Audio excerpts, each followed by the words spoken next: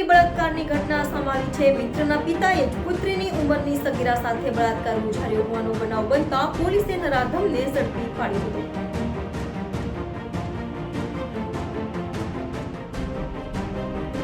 સુરતમાં વારંવાર નરાધમો સગીરાઓને હવસની શિકાર બનાવતા હોવાનું સામે આવી રહ્યું છે, ત્યારે સુરતની પૂણા પોલીસે આવા જ એક નરાધમને ઝડપી પાડ્યો છે।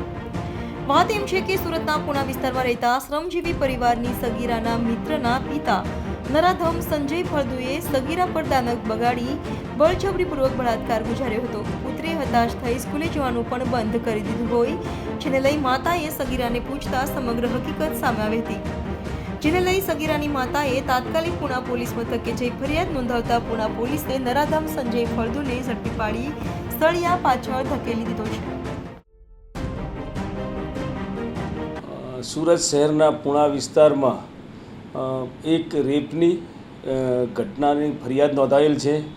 આ ઘટનાની હકીકત જોતાં 2.5 વર્ષ પહેલાં આ કામના ફરિયાદીની દીકરી જે માઇનોર ઉંમરની છે અને શાળામાં અભ્યાસ કરે છે, તેની સાથે એમના પાડોશમાં રહેતા એક પુખ્ત ઉંમરના વ્યક્તિએ અવારનવાર તેની ઉપર મરજી વિરુદ્ધ રેપ કરવા અંગેની ફરિયાદ નોંધાયેલ છે। પોલીસે આ ગુનાની તપાસ હાથ ધરી અને મજકૂર ગુનામાં સંડોવાયેલ આરોપીની ધરપકડ કરેલ છે। આરોપીની ઊંડાણપૂર્વક તપાસ ચાલુ છે।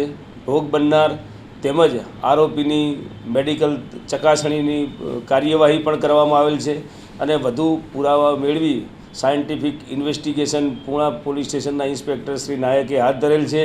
આરોપીની વધુ પૂછપરછ અને તપાસ માટે રિમાન્ડ પણ મેળવવામાં આવનાર છે।